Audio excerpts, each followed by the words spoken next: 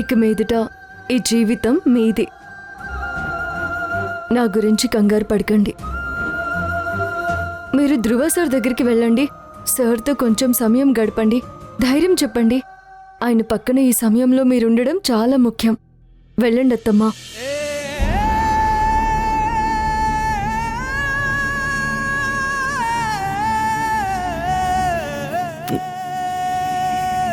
జాగ్రత్త.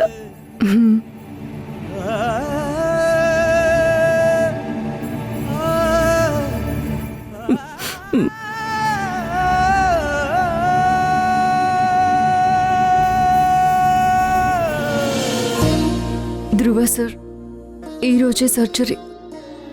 మీరు పూర్తి ఆరోగ్యంతో కోలుకోవాలి. ఇప్పటి వరకు మీకోసం నేనేమీ చేయలేకపోయాను అనే గిల్ట్ ఉండేది. మీకోసం నా లివర్ ఇచ్చి కొంత మీ రుణం తీర్చుకుంటాను. మీరు బాగుండాలి సార్. మీరెప్పుడూ బాగుండాలి.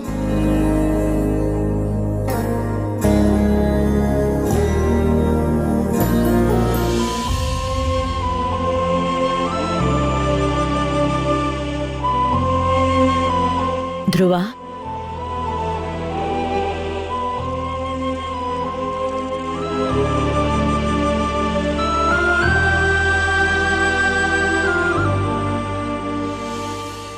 ఏంటన్నా టెన్షన్గా ఉందా? ఏంటో లోపల చాలా కంగారుగా ఉందమ్మా. పైకి అలాగే కనిపిస్తారత్తమ్మా. లోపల మీ కొడుకు పెద్ద పెరిగివాడు. మీరు కుంకుమ పెడుతూ టెన్షన్ పడుతున్నావా అని అడగండి, అప్పుడు వస్తాయి మాటలు.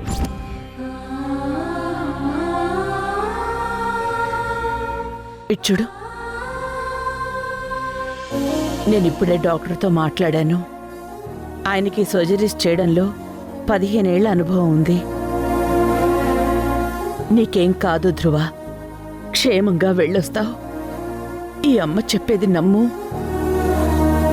ఇంతమంది నీకోసం చేసిన పూజలు ఫలించకుండా పోవు. సర్జరీ జరిగి ఇంటికి వెళ్ళిన తర్వాత కూడా నువ్వు నా మాట వినాలి. ఏంటమ్మా? ఇక జీవితంలో తాగను అని. ఈ తాగుడు కుటుంబాల్ని నాశనం చేస్తోంది ధ్రువ. సమస్య ఉందని తాగుతారు, తర్వాత సమస్య తీరిపోయిందని తాగుతారు. దానివల్ల అదో మత్తు. ఆ మత్తుకి బానిసలై మీ ఆరోగ్యాలు కూడా పణంగా పెడతారు. మళ్ళీ నువ్వు దాని జోలికి వెళ్ళడం అవసరమా?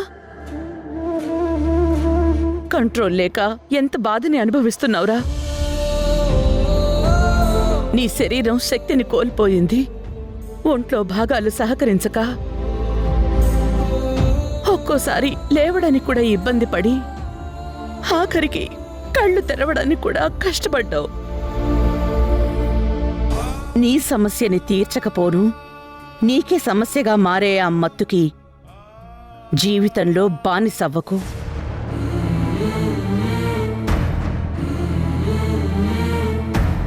సర్జరీ అయ్యి మనం ఇంటికి వెళ్ళాక నీ చేతులారా నీ జీవితం నాశనం చేసుకోనని, తిరిగి హాస్పిటల్ గుమ్మం తొక్కదు అని నాకు మాటివ్వు ధ్రువ.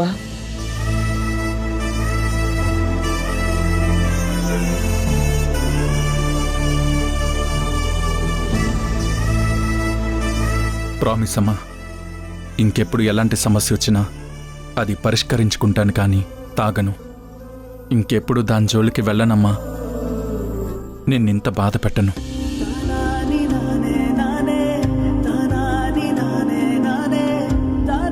నీ బాధని పంచుకోవడం ఒక తల్లిగా నాకెప్పుడు సంతోషమే ధ్రువ. అది అది నీకు నువ్వే కొని తెచ్చుకున్న బాధ కాదా? ఈరోజు నీకు సరిపడ లివర్ వెంటనే దొరికింది కాబట్టి మనం నిశ్చింతగా ఉన్నాం. లేదంటే పరిస్థితి ఏంటి చెప్పు ధ్రువ. జీవితాంతం గది మొత్తం శానిటైజ్ చేసుకుంటూ గది బయటికి రాకుండా అలా రూమ్లోనే ఉక్కిపోయేవాడివా? ఇదంతా నువ్వు చేతులారా చేసుకోవడం కాదా? సారీ అమ్మా. ఇక మీద నా జీవితం మీ అందరూ కలిసి పెడుతున్న భిక్ష. ఇది నా రెండో జన్మ. ఇందులో ప్రతిరోజు నువ్వు నేను ఎలా ఉండగలను అనుకున్నావో అలానే ఉంటాను. టెన్షన్ పడకు ధ్రువ. సర్జరీ కూడా అన్ని ఫార్మాలిటీస్ అయిపోయాయి. అమ్మా, మర్చిపోయాను. ఏంటన్నా అది? గ్రీష్మకి కుంకుమ పెట్టావా? నీకు లివర్ ఇచ్చేవాళ్ళు నాకు దేవుళ్లతో సమానంరా. వాళ్ళు బాగుండాలని నీ తల్లి ఎప్పుడూ అనుకుంటుంది. తన కోసమే దండం పెట్టుకున్నాను. మొదట తనకే బొట్టు పెట్టాను.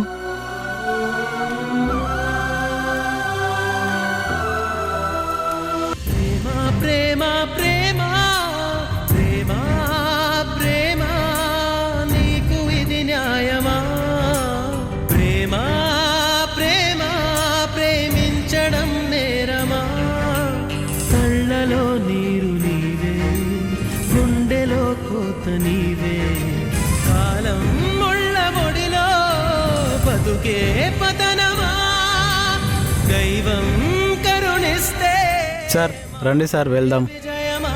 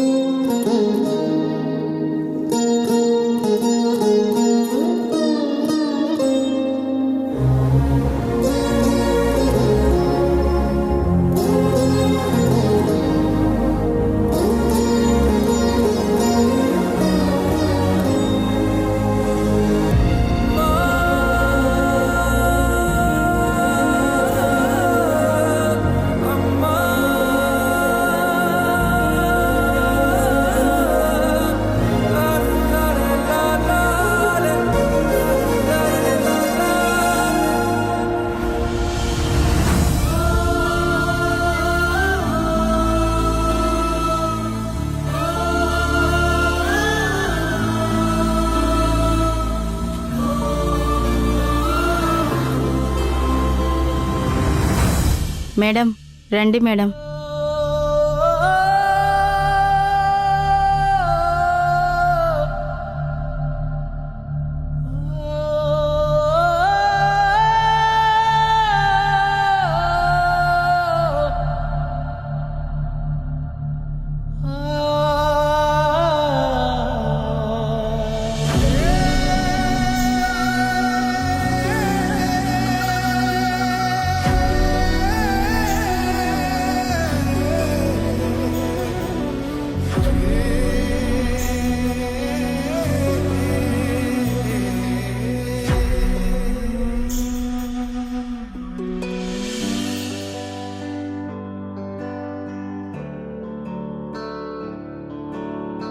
ఈశ్వర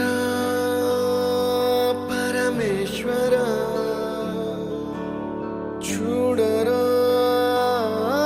ఎటు చూడరా, రెండు కన్నుల మనిషి బ్రతుకును గుండె కన్నుతో చూడరా, ఎదుట పడని వేదనలను నుదుటి కన్నుతో చూడరా. ఈశ్వరా పరమేశ్వర చూడరా ఇటు చూడరా.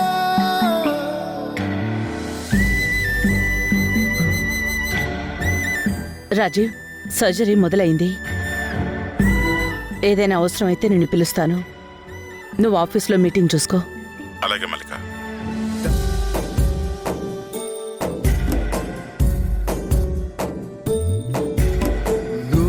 రాసిన రాతలిచ్చట మార్చుతూ మార్చుతుంటే నేలపైన వింతలన్నీ నింగి కన్నుతో చూడరా. ఈశ్వర పరమేశ్వర చూడరా ఎటు చూడరా, మసక కంటి పాపకి ముసుగు తీసే వెలుగులాగా కాలమడిగిన కఠిన ప్రశ్నకు బదులు ఎదురవ్వరా ఈశ్వరా పరమేశ్వరా చూడరా ఎటు చూడరా ఈశ్వరా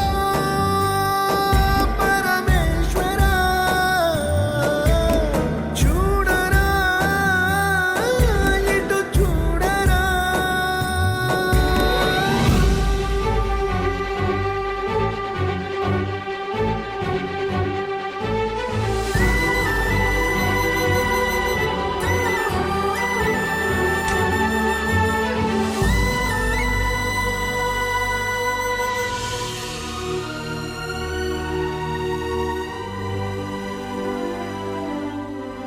ఎలా జరిగింది డాక్టర్? సర్జరీ సక్సెస్ఫుల్గా జరిగింది. మీరేం కంగారు పడాల్సిన అవసరం లేదు. కాసేపట్లో రూమ్కి షిఫ్ట్ చేస్తాం, అప్పుడు వెళ్ళి చూడండి. Thank you doctor, thank you very much.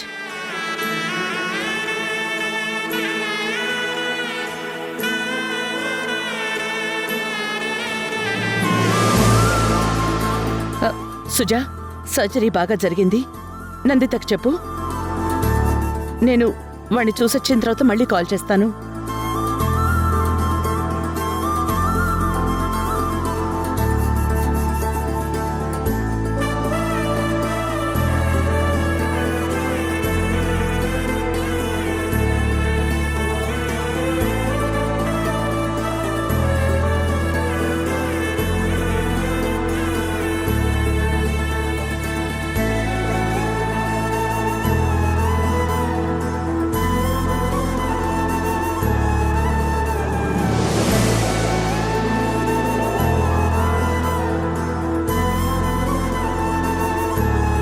ఈ పరిస్థితి తెలుసుకుని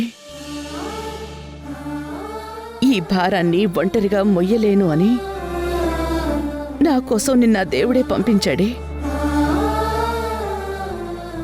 నువ్వు నా కొడుకుతో పాటు నాకు ఇంకొక జన్మనిచ్చావు. నీ రుణం ఈ జన్మలో తీర్చుకోలేనే. జీవితాంతం నిన్ను పువ్వుల్లో పెట్టుకుని చూసుకుంటాను.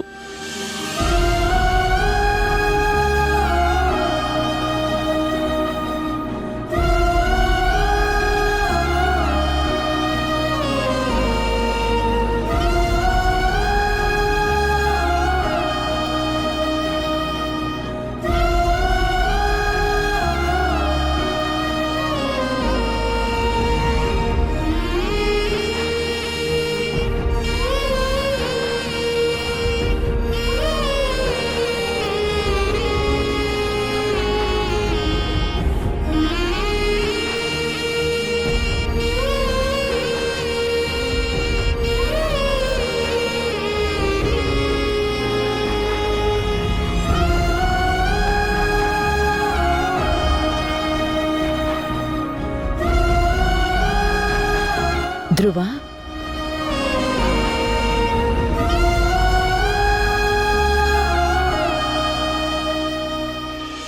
ఇప్పుడెలా ఉంది నాన్న? నాకు పర్లేదమ్మా. గ్రీష్మకెలా ఉంది?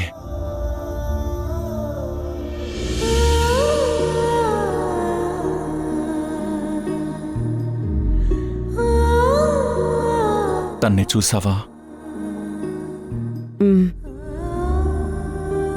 తనకింకా స్పృహ రాలేదు. తను బాగానే ఉంది.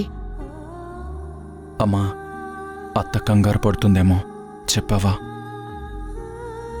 చెప్పానురా, నువ్వు రెస్ట్ తీసుకో. అమ్మా, నోర్కి కూడా ఫోన్ చేసి చెప్పమ్మా. తను కూడా నా కోసం బాధపడుతూ ఉంటుంది. చేస్తావుగా? చేస్తాను నాన్న. నువ్వింకేం ఆలోచించకుండా పడుకో.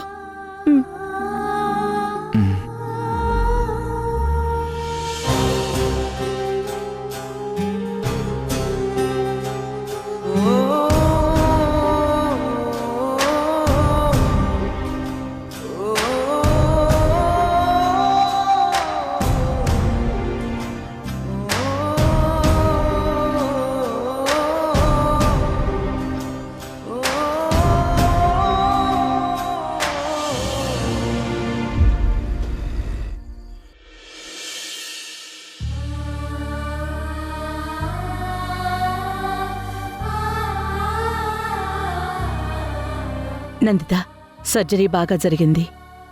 వసుంధర, ధ్రువ ఇద్దరు క్షేమంగానే ఉన్నారు.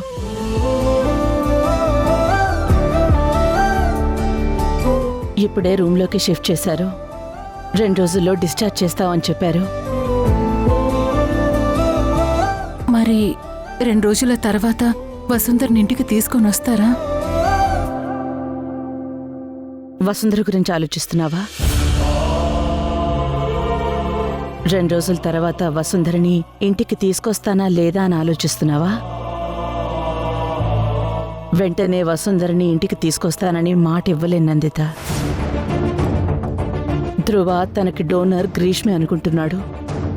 హాస్పిటల్లో కూడా కళ్ళు తెరవగానే గ్రీష్మ ఎలా ఉందని అడిగాడు. తను పూర్తిగా కోలుకునే వరకు మనం ధ్రువాన్ని గాజు బొమ్మలా చూసుకోవాలి. మరి వసుంధరని రోడ్డు మీదకి ఈడ్చి పారేయచ్చా? నీకు కూడా నా మీద కోపం వస్తుందని నాకు తెలుసు. నీకు నా వైపు చూడాలన్న కోపం వస్తుంది కదా. నాకు మాత్రం వసుంధర గురించి ఏ ఆలోచన లేదనుకుంటున్నావా? పొద్దున్నుంచి ధ్రువ కోలుకోవాలని ఎన్ని దేవుళ్ళకి దండం పెట్టుకున్నాను. వసుంధర గురించి కూడా అంతే మంది దేవుళ్ళకి దండం పెట్టుకున్నాను. ఈరోజు అది లేకపోతే ధ్రువ కోలుకునేవాడే కాదు. హాస్పిటల్లో కూడా వాడు ఇంటికొస్తానని మారాన్ చేస్తే ఏం చెయ్యాలో అర్థం కాక చేతులు వణుకుతున్న నాకు ధైర్యం చెప్పి డాక్టర్తో తనని కంటికి రెప్పలా చూసుకుంటానని మాటిచ్చి గొడవ పెట్టుకుని మరీ ఇంటికి తీసుకొచ్చింది వసుంధర.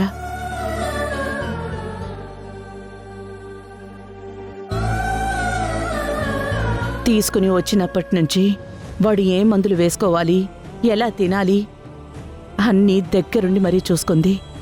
అదేం తినిందో, అసలు తినిందో లేదో ఏ రోజైనా అడిగావా మల్లిక? అది కన్న తల్లి కంటే ఎక్కువగా వాణ్ణి చూసుకుంది. కాని ఇప్పుడు వసుంధరని తీసుకురావడం లేదేంటి అని నీ మనసుకి కష్టంగా ఉండొచ్చు.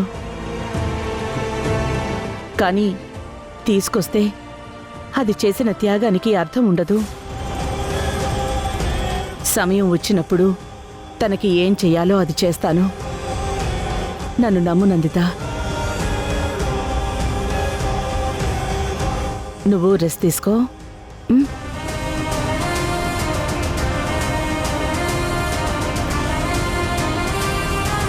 నీ కొడుకు ప్రాణాలు అరచేతుల్లో పెట్టుకుని ఇంటికొస్తే రాత్రి పగలు తేడా లేకుండా పిచ్చిది చేసినట్టు సేవలు చేసింది. ఇప్పుడు దానికి ఇంట్లో నీడ కూడా లేకుండా చేస్తున్నావు. నీ కొడుక్కి సేవలు చేసేంత వరకు అది ఇంట్లో ఉండాలి. మీరెవ్వరూ ఇవ్వకపోతే దాని ఒంట్లో అవయవాలు దానం చెయ్యాలి. కాని సర్జరీ అయ్యాక గాజు బొమ్మలా చూసుకోవాల్సింది కేవలం ధ్రువానేనా? ఇంత స్వార్థంగా సమయం వచ్చినప్పుడు ఆలోచిస్తానని తీరిగ్గా చెప్తున్నావు. ఎలా మల్లిక? నీ కొడుకు ఆరోగ్యం కాపాడుకోవటం ముఖ్యమే కాదన్ను.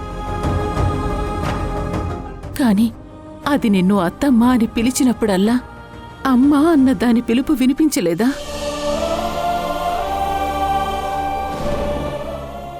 ఈరోజు నా దృష్టిలో నువ్వు పూర్తిగా దిగజారిపోయావు మల్లిక. పూర్తిగా దిగజారిపోయావు.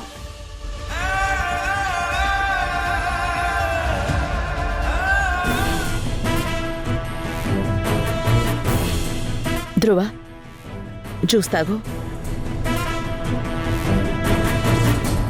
గ్రీష్మ,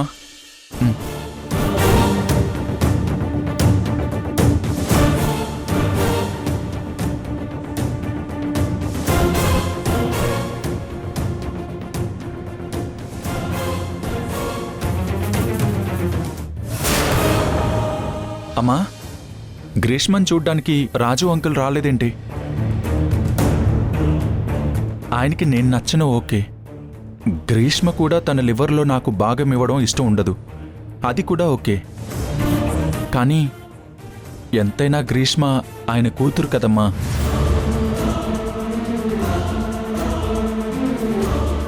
కనీసం చూడ్డానికి హాస్పిటల్కి రారా? మరీ ఇంత కన్నింగ్గా ఉన్నారేంటమ్మా రాజు అంకుల్? అసలు తనకి సర్జరీ అంటూ జరిగితేనే కదా తను ఎలా ఉందో అని రాజీవ్ పరిగెత్తుకుంటూ రావడానికి. అన్నిసార్లు తల్లిదండ్రులే తగ్గాల్సిన అవసరం లేదు ధ్రువ. అప్పుడప్పుడు పిల్లలు కూడా తగ్గితే బాగుంటుంది.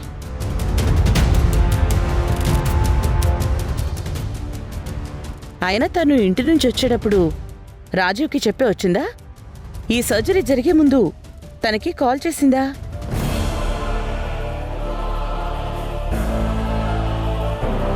అప్పుడు మీరు తనే అన్ని మెట్లు దిగి రావాలని ఎక్స్పెక్ట్ చేయకండి.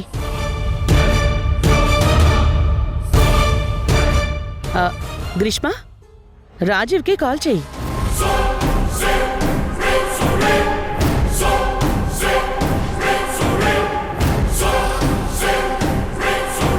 ఇక మీదట మా అమ్మకి నేను కుడి భుజంలా ఉండాలి అనుకుంటున్నాను. కంపెనీ బాధ్యతలన్నీ తిరిగి వైస్ చైర్మన్గా స్వీకరించాలనుకుంటున్నాను.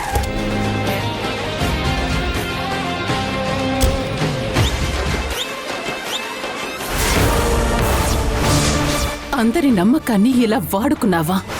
మల్లిక ఏం చేయగలదో నువ్వు చూపించావు. నందిత ఏం చేయగలదో నేను చూపిస్తాను.